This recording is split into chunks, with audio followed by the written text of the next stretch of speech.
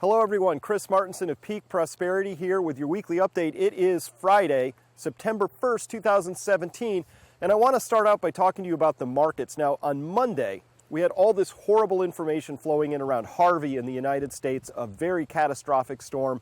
The information was really bad, and the futures, the stock futures, those things which sort of predict where the market's going to open, for the S&P 500 were down 15 points, looking very weak. And I want to talk to you about what happened in the first one and then second minute of trading. Futures are down.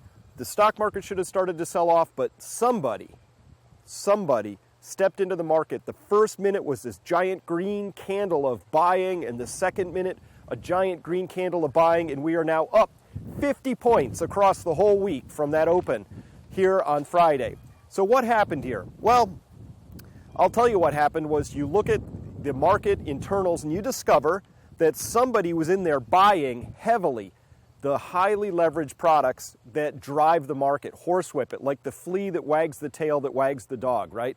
So this is the kind of stuff we've been seeing for a long time. My diagnosis of this is that we have the central bank and its proxies, which include the big banks and the largest high-frequency trading firms, that these individuals are so scared of a market decline that anytime there's bad news, they step in and they start buying it because they want the market to signal happiness, they want the market to signal good things, but it's a world of fake prices. Just like you live in a world of fake news, you live in a world of fake prices as well. Now, what's wrong with that? What's wrong with the central bank stepping in and stabilizing markets and making them go back to all-time highs? We should all love that, right? It makes us all wealthier. Well, those of you who actually own stocks, that's true. But for the majority of people who don't own stocks, that's not true.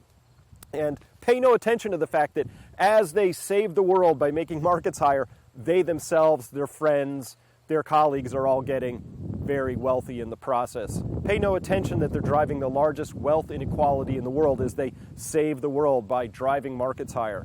And by the way, this isn't just the U.S. Federal Reserve alone. This is central banks around the organized Western world at this point in time, China included too. So, but what's wrong with that? What's wrong with driving volatility back down? What's wrong with making the markets go up? Well, it kind of brings to mind this quote by John F. Kennedy, who said, "Those who would make peaceful revolution impossible make violent revolution inevitable."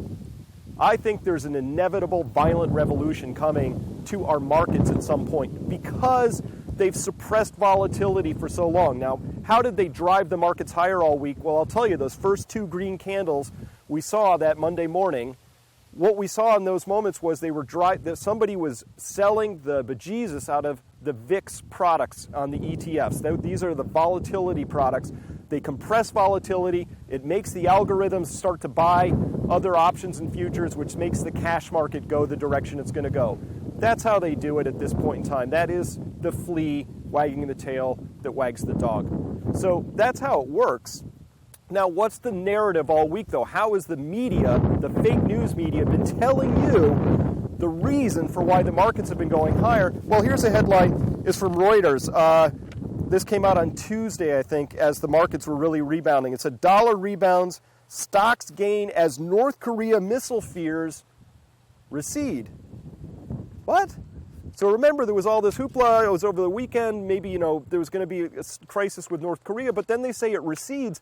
And these have been the headlines all week, is that the fears have receded. But here's some other headlines from this week, including North Korea fires missile over Japan. Trump says all options on the table after North Korea missile launch. Putin warns U.S.-North Korea tensions on verge of large-scale conflict.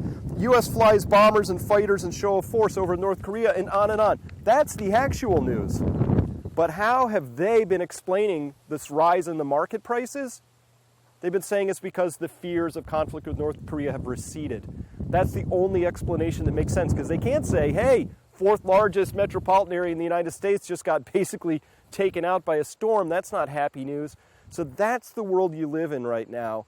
And the fear here is that it leads to some sort of violent revolution in the markets, which is why we're going to be hosting a webinar with Grant Williams and Lance Roberts on September 13th. That's at noon. It's a live webinar. You get to ask your own questions, where we're going to be talking about these dangerous markets, what the risks really are, not stuff you're going to read in the mainstream news. So if you're interested in markets, finance, where these things are going, protecting yourself, your portfolios from what we think is likely to come, please check out that webinar and sign up for it. It's going to be amazing. It's free to the enrolled members of Peak Prosperity. For everybody else, it's a $25 fee. But a lot cheaper than going to hear these two esteemed gentlemen at a conference, of course. And that's why we're bringing it to you this way. With that, I will see you next week. Thank you so much for listening.